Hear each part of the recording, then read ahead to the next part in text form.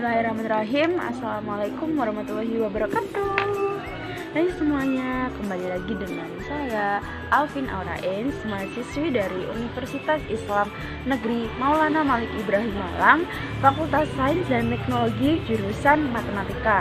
Di video kali ini saya akan menjelaskan kepada kalian semua mengenai integrasi ilmu eksakta dalam perspektif Islam.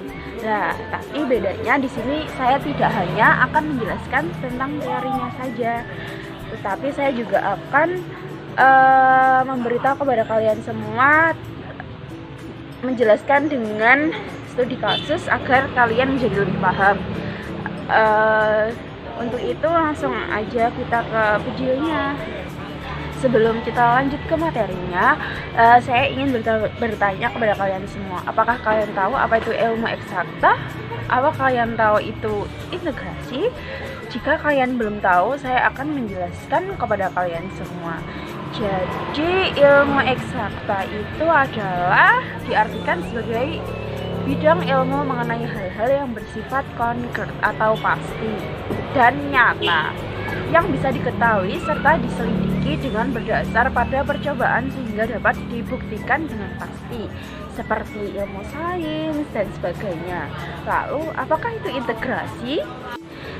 Integrasi adalah penyatuan atau pembauran suatu bahasan sehingga menjadi satu kesatuan yang utuh. Jadi di sini kita bisa mengartikan mengintegrasikan ilmu eksakta dalam perspektif Islam, yaitu kita mengaitkan antara ilmu eksakta itu dalam hal-hal yang berbau agama Islam. Nah, sekarang kita langsung masuk ke materinya. Jadi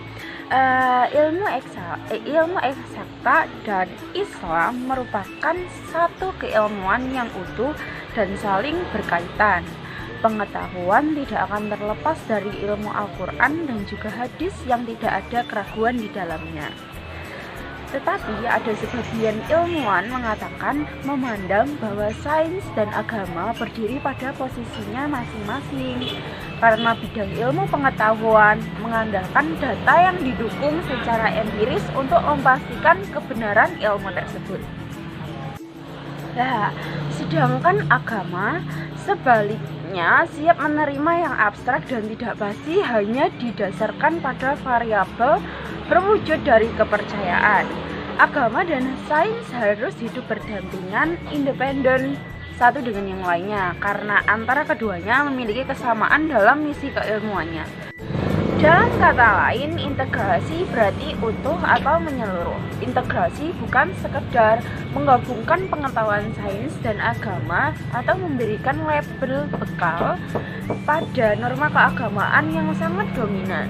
Lebih dari itu, integrasi adalah upaya cara berpikir, cara pandang, cara mempertemukan bertindak antara sains dan Islam. Integrasi juga memiliki pemikiran eksklusif Islam dengan pemikiran sekuler Barat. Dengan demikian, upaya untuk menghubungkan dan memadukan antara sains dan agama tak harus berarti menyatukan atau bahkan mencampur adukan, karena identitas atau watak dari masing-masing kedua identitas itu tak mesti hilang, atau sebagian orang bahkan akan berkata harus tetap mempertahankan. Jika tidak, mungkin saja yang diperoleh dari hasil hubungan itu bukan ini dan bukan itu, dan tak jelas apa fungsi dan manfaatnya.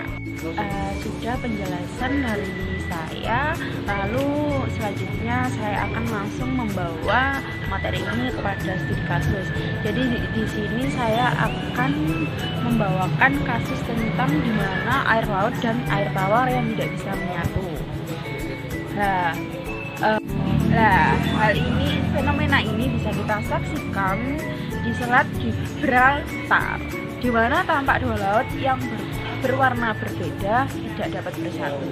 Di mana Selat Gibraltar ini yang menghubungkan antara Laut Mediterania dan dengan Samudra Atlantik.